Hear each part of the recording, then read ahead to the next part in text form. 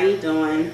Welcome to the show. Let's talk about it. I'm your host, Charay, and I'm here. I'm going to be interviewing an independent artist that goes by the name of Boo Smith.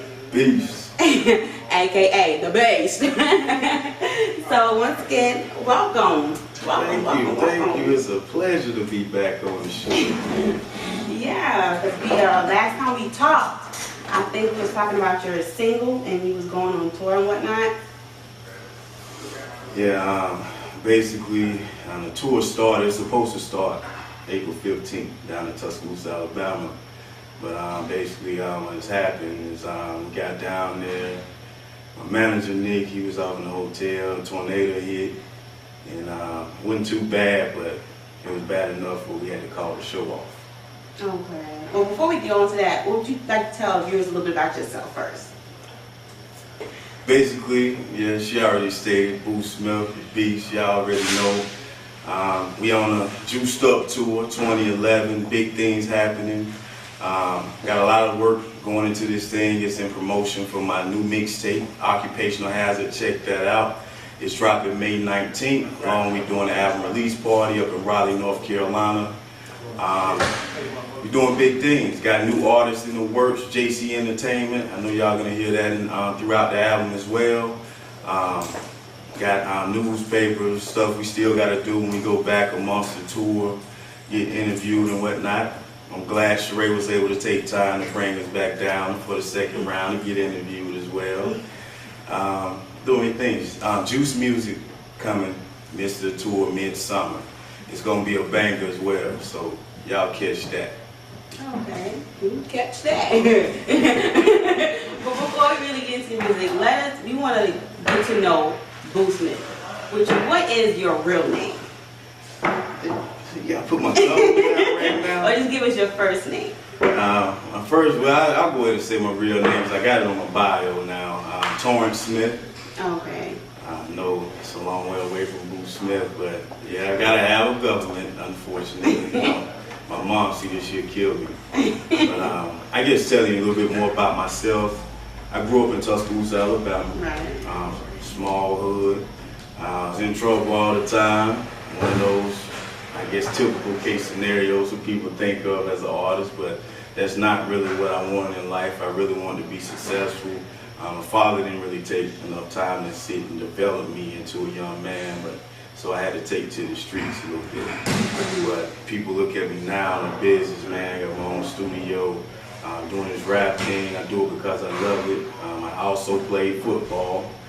That was one of the things gratefully that I got into, because that kept me out of a lot of the trouble that I was getting into. And once I guess cleaned home to football, it actually showed me another route in life instead of going out and doing idiotic stuff.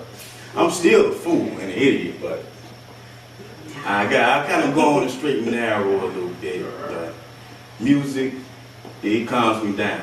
People hear my songs, yeah, I mean, I make a lot of crunk stuff, but that kind of gives me, I guess, an outing to actually release that frustration, release all my past ambitions that I did have into the music, so you can feel it that way. Okay, and do you have any sisters or brothers? I had 3 brothers. Actually, I think when we talked, my brother just passed. August 16, 2009. It's been a rough last couple of years. Dealing with my brother, he was the closest one to me. That was actually the only other relative I had in North Carolina. But when he passed, it kind of sent me into a slump. But he was also one of my biggest fans into this rap thing. And he was basically trying to get me, I guess, more exposure based on the people he knew. And when that happened, it kind of threw me for a loop. But if it wasn't for my manager and people that I got in my corner now, such as my label mate, Killer Cam, he's not with me. Those guys, they basically they lifted me up.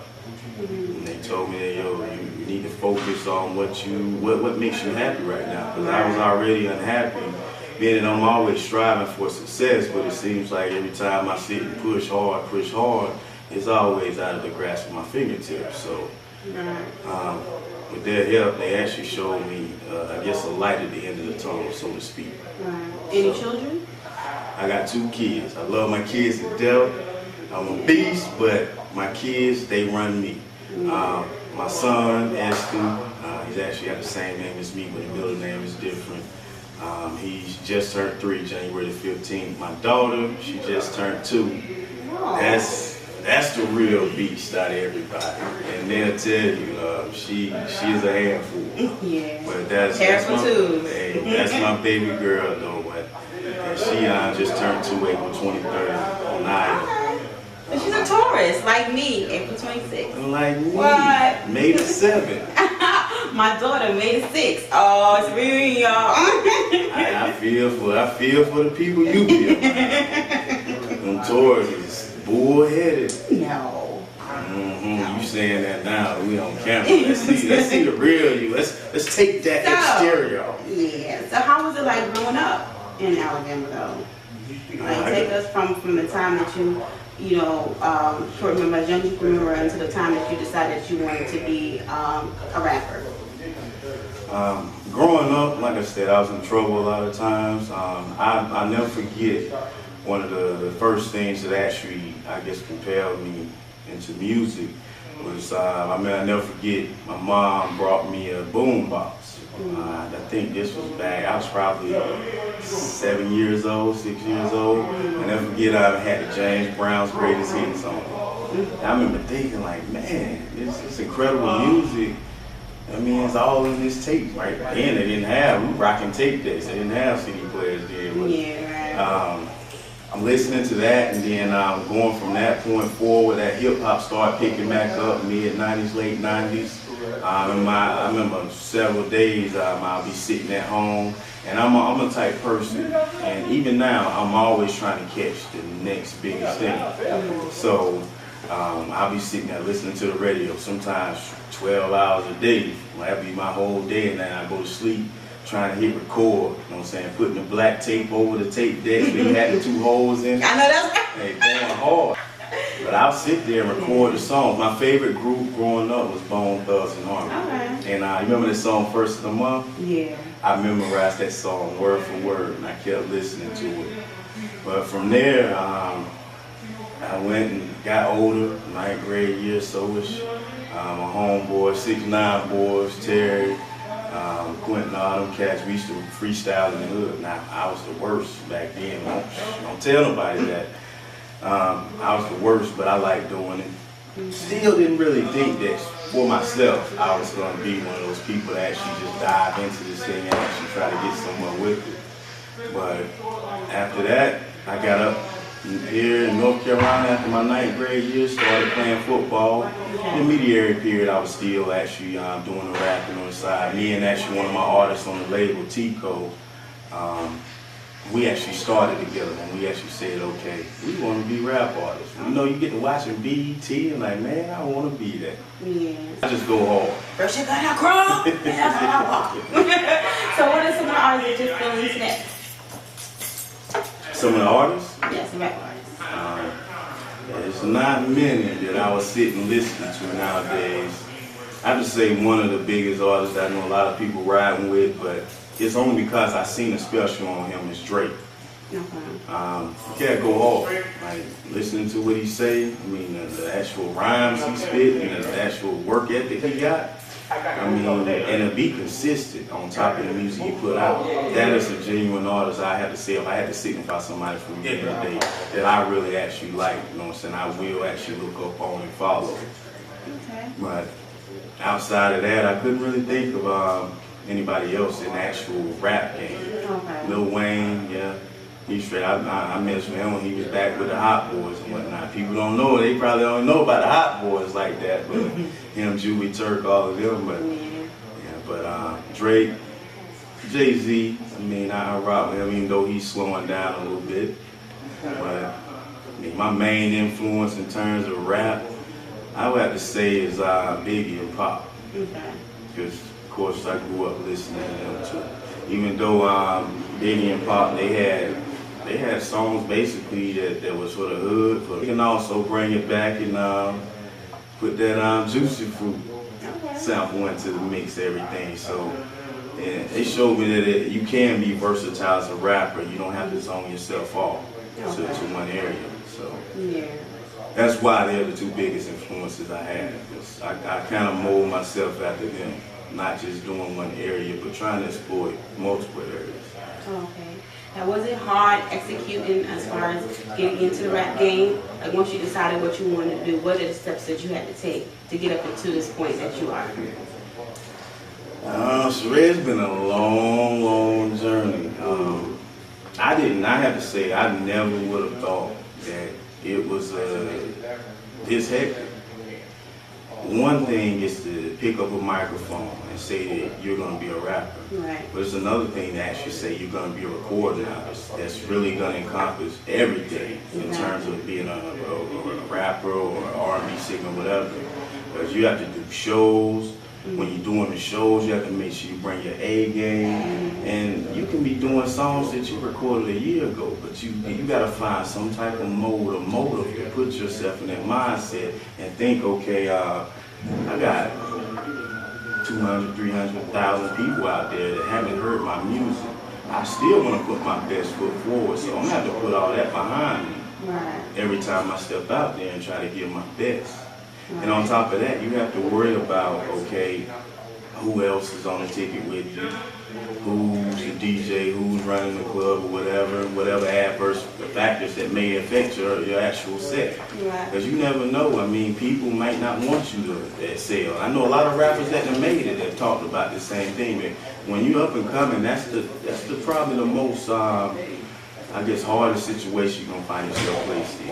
Okay. Because you have to step out there and you don't know if people are gonna like your music or they're gonna hate it. Right. But you gotta do it like you're already on and you're doing what you love to do. Right. And people don't see that outside looking in. They only see that person after, okay, 2 years down the line and he's sitting in front of millions of people on BET or something telling his story, but it's just different. Right. When you're in the trenches, you're in the trenches. Right. Every little single moment can make you or break you. Right. And so key tips, what would you give to the ones that want to be rappers or just artists in period that's want to come up as far as like networking, being key, not being afraid to speak up, putting yourself out there, networking, like elaborate a little bit on that for me. For as far as other rappers, I would say consistency. Like you said, networking. When you go out there at the shows, and I've seen a lot of rappers have been on sets with me, like you said, you can't be afraid to actually voice your opinion. Or if something go wrong, you can't be afraid to tell somebody, okay, I don't like the way you did this. Right. Because it's just like business. If you don't say anything, it's going to keep running over. Right. So, and on top of that, I mean, networking, a lot of artists don't even want, when they come in, they don't say anything to anybody. They zone themselves off, thinking that they sitting up on this high horse even when they ain't made it anywhere, and they wonder why they haven't gotten anywhere yet, because you haven't actually put yourself out there to the point where you gain, I guess, credible sources where you can use and put on your belt to, I guess, propel you into the future. Right. Nothing's gonna come to you. You gotta put in work. Exactly. You gotta put yourself out there. And don't be afraid to fall. And if you fall, you just get back up again. Right. Okay, so you have a new manager. Nick is his name? Same manager. The same manager Since last time we was down here. 2009 I was reading, right? Okay, so how did you meet him? How did you get up with Nick? Me and Nick, we met back in high school, so I've known Nick for about 11 years now. Okay. He's also actually my best friend. Okay. Graduated from Garner together. Me and him, I guess the biggest reason why we actually started talking that year around 2000, around 99, we were sitting in the cafeteria in Garner Senior High School, and he was sitting there, and somebody told him, hey, he's from out of town too, because we both were new. Okay. So we started talking, and you'll be amazed, like when you meet somebody and you just find out that you got a lot more in common than you would have ever thought. So ever since that day, we talked about, hey man, hang out, chill for a little bit, you know what I'm saying, get to know each other. And ever since then, we've always stayed in contact, even when I was out of school or whatever. I mean, we always stayed in contact, we always been close friends, and we'll remain that way. That's why I got him as my right-hand man. He make the moves for me. I sit back, he call me, we got a show right here, bam. I already know it's set up. I don't need to do nothing but walk into the building. And that takes you further too when you have a good relationship with the artist and the manager. And that's a beautiful thing. It's kind of hard to find as well. Because you get some that becomes the manager of an artist, but you ever notice that some of them could be jealous? You know, of them. So it's like you gotta choose wisely. So what are some of the upcoming projects that you're gonna be working on, that you're dealing with, you have done or whatever? The biggest stadium right now is basically what I was telling you about. Okay, We got a Juiced Up tour. I'm gonna be on this stadium well on into the summer. Okay. So, and you performing tonight? Okay. Yeah, I'm gonna crank it, get it in, baby.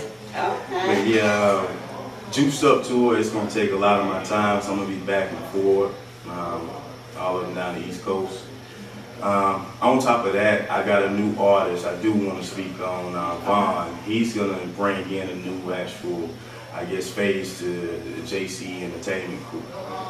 He actually brings to the, he's more like a Drake sounding person. He do has more. My last name too. Yeah, it's Vaughn. Okay, well, he might be a beast in there. He got that Taurus feel going on. Okay, that's But cool. you're gonna see more of him. We actually, Cameron, my label mate, JC Entertainment, he's actually in the studio now, getting prepared to release his mixtape, which is actually coming, I think, end of summer, right after our JC Entertainment mixtape, which is going to be Juice Music. So definitely y'all got to stay tuned for that and catch that. Outside of that, more recordings. I'm going to drop my, beginning of next fall, I'm going to drop my real album, which is not going to be on other beats or beats with tags. It's going to be like an on my album, which I'm going to put up on iTunes, surrounding stores and all that. So. Okay, you can let them know where they can purchase any of your mixtapes and where they can find you. You have a website, or they want to contact you, you can let them know. Do I have a website? No. I get to talking, I get up there. No, I'm gonna stick to what you said first. You said what's going on with the album piece. Everybody, y'all already know I mentioned in the beginning, I got the album release party dropping May 19th, Raleigh, North Carolina. If you win Raleigh, you gotta catch it. Hopefully my girl Charay can catch it. I know she's busy, so she might have to check her Palm Pilot. But you know, we're gonna keep it moving. Also, I already have an album out on iTunes. It was booming, one of the top independent albums for the first 2 months. General 2, all on the internet. You can also Google me. I'm everywhere on the internet. I also got another album that's dropping, not just me, JC Entertainment crew. Everybody in the crew, Tico, Vaughn, everybody else is on the scene. All right, everybody. Well, I would like to thank you for tuning in. And once again, thank you, Boo Smith, for coming on. Let's talk. Thank the almighty Charay for breaking it down. It's so Hell, silly. Charay. It's so silly. Stop it. No, go on. It's like, no, it's been a pleasure. Can I say one more thing? Yes, of course. It's been a pleasure being down here, and I know people that know me, they probably look at me like, this nigga look mad all the time. No, I'm actually a laid back, cool person, but it's people like Charay, Vaughn that actually gives that extra push that people don't even know about. You know, don't know how much it matters to little lonely artists such as myself. But real talk, thank you for doing what you do, the time and effort you put into things. It's people like you that help out in the industry nowadays and give that over the top field. So big ups to what you do. Boo, I'm sensitive. Don't be scared. But thank you so much. I appreciate it. I really do. I try to do what I want people to do for me, and I really do play by the rule, treat others as you want to be treated, and you know. So one hand washes the other, and that's how we're supposed to do. You're not supposed to hate. You're supposed to help uplift and help encourage one another, and that will lead to a better life. People don't understand that. Anything else for that? You said. People don't understand that. But thank you again, Boo. No problem. Boo. Have a